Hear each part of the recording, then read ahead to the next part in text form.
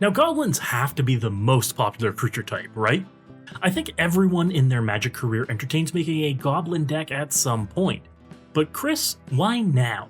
And that's because I think the Start Your Engine / max speed mechanic is the best new addition to goblin decks, and the first time in quite a while this archetype is worth a real look. So let's start with undeniably the best goblin commander, Krenko Mob Boss. What makes him so popular? Quantity over quality.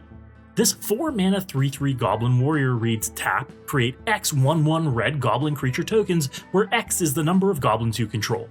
It's really that simple. Goblins may not be strong creatures, but you can make more of them at once than any other creature type, and Krenko makes that exponentially more and more. The feeling of just tapping Krenko once or twice is unparalleled in Commander, and if you're not stopped, you take over a game in an instant, which leads to a lot of hate for Krenko. This is why he's not central to our game plan, but he's nice to have survive for a few turns if you can. Before I get into our full game plan, make sure to hit that subscribe button to never miss a brew. The best game plan is the most simple with goblins: go wide. We want as many goblins as possible on the board, which is why Krenko makes such a great commander. He does what we want him to do anyway. But the number one mistake I see players make with Krenko is playing him into a board without haste. If you can't immediately activate Krenko, he's going to be a magnet for removal. Everyone from the greenest rookie to the most grizzled veteran knows how deadly Krenko can be, which is why you must include haste enablers in the deck. Whether that be Rising of the Day, Lightning Greaves, or Goblin Motivator, you have to ensure Krenko can activate the turn you play him.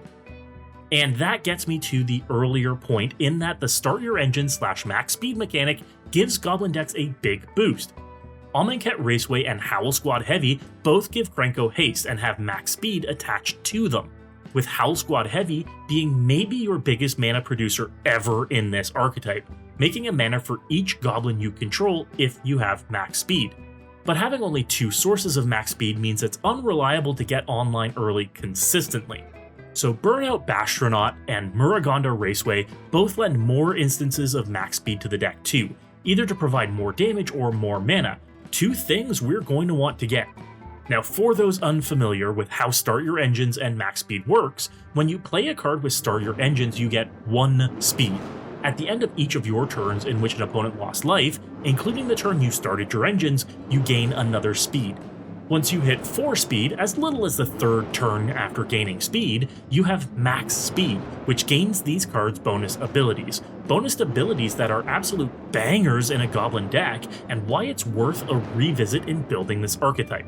But apart from haste enablers, what are other must-haves in this goblin deck? For Krenko, specifically, I like untap effects. 1000-Year Elixir, Magerite Stone, and Patriarch Seal may not themselves be goblins, but they'll let Krenko tap multiple times in a turn for a surprise burst of goblins in any game. I also think Thornbite Staff is an underrated must-have in this deck. Once Krenko is suited up with a Thornbite Staff, any goblin you control dying untaps Krenko to allow him to tap again. Pair that with Skirk Prospector and you have infinite goblins and infinite red mana to play with for this deck's only infinite combo. As long as your goblins still have haste, this 3-card combo is game over for the whole table. Thornbite can even be attached to a Howl Squad Heavy with max speed for some big bursts of mana generation too. Great if Krenko has died once or twice and you need to find a way to get him out again. And for any deck with a commander with an activated ability, I love Marvin Murderous Mimic. He's not a goblin, but he can and will have Krenko's tap ability, making for another way to activate it right away as long as Marvin is in play before you cast Krenko. If you cannot be attacking for the win, the deck has some more reach via Impact Tremors and Perforos God of the Forge. As long as we're going wide, dealing 1, 2, or 3 damage for every goblin we cast or make can set life totals much lower, much faster than many opponents can anticipate. Pashalik Mons, in conjunction with Krenko and Skirk Prospector, can also turn the deck into an aristocrat-style win-con too, so keep that one in mind. And Banner of Kinship means that even a small board of goblins can get through for lethal damage. 5 mana for an Anthem that pumps your goblins by 3 or 4 each is super worth it. Anthems are a big must-have in the list too. Remember, our goblins are usually only 1/1s or 2/2s. A patchwork banner can be a mana rock and an anthem, pumping our whole board. But lords, creatures that pump a specific creature type, are plentiful for goblins, like Goblin Chieftain, Goblin King, and Hobgoblin Bandit Lord, giving our goblins haste, or Mountain Walk, or being goblin-based fireballs every turn. All the more reason for untap effects in the deck. Runevelt Horde Master is a lord that also gets us some card advantage when our goblins die, as long as the top card of your deck is a goblin creature, and let's not forget Goblin Trash Master, who not only pumps all of our goblins but also turns them all into artifact removal at any time. And Goblin Warchief, who doesn't pump our goblins but does make them cheaper, and is another source of haste in the deck. It's all upside. Speaking of upsides, we can include other spells in the deck that function like Hobgoblin Bandit Lord's activated ability, dealing damage equal to the number of goblins we control to any target, in Mob Justice and Massive Raid. These two one-time spells don't care about when our goblins entered, just how many we have. And trust me, we'll have a lot. These can be one-shot game enders for opponents and will steal you a lot of pods on their backs alone. So can cards like City on Fire. 8 mana seems like a lot, but when you can tap your multitude of goblins to cast it with Convoke, getting triple damage out of every source you control makes up for it over and over again. Then there's Shared Animosity.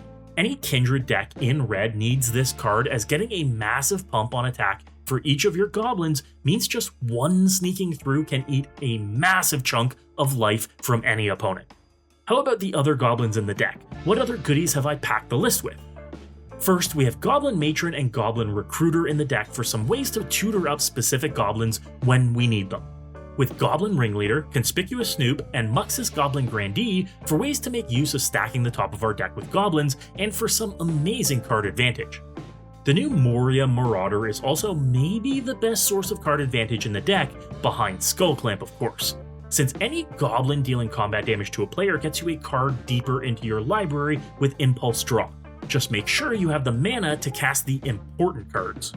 Goblins that make goblins are essential to the deck too. Goblin Instigator, Siege Gang Commander, and Siege Gang Lieutenant all bring friends to the party and all help this deck go wider and wider.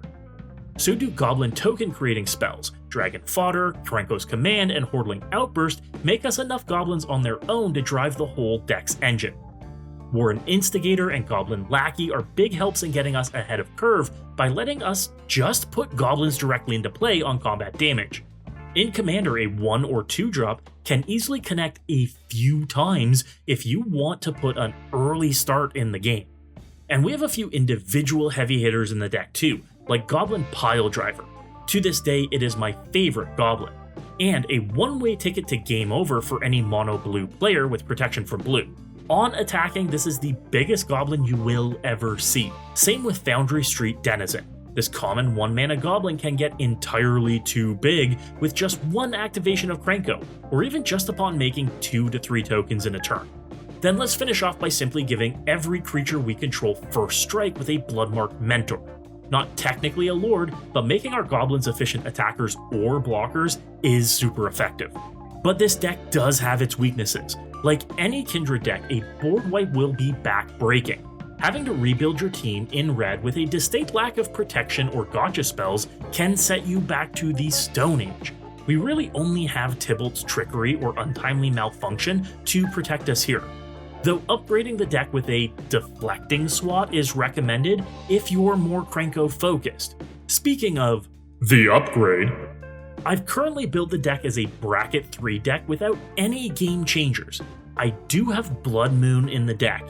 If this isn't your vibe, you can swap this one card out for anything else, like a real game changer. If I were to add some game changers, then Ancient Tomb and Jessica's Will would help give the deck a bit of oomph to take it to some deadly places. Otherwise, I don't think the deck will ever push a Bracket 4. Unless Jeweled Lotus gets unbanned, as a turn 1 Krenko is insanity that only very few have had the joy of experiencing. Until we get that level of fast mana back in the format, this brew is as strong as it can possibly be. Just be careful about getting a reputation as the guy with a goblin deck.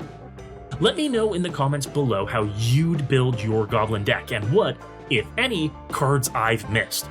You can view my full deck list linked in the description at my sponsor, MOXFIELD. MOXFIELD is the best deck building platform in the world and makes it easy to build decks to specific brackets thanks to their built-in automated bracket detection tools. Never misjudge your decks again, and be sure to follow my profile to never miss any of my brews. If you want to pick up any of the cards for this list, be sure to go to Card Trader. Use my promo code MECHANIC now for 5% off your orders from any TCG. Card Trader's zero system means you can get cards from all over the world with only one shipping fee. Save money and time today. And if you want to sell off your cards, whether they be unused or just duplicates, go to Card Conduit. If you're selling out of anything from Pokemon to Star Wars to Magic, get premium rates for your cards. Ship them unsorted today and get a check in the mail. If you were inspired to brew, you have to hit that subscribe button. Be a gem and check out some of the other videos on the channel right now too. And as always, good luck and have fun!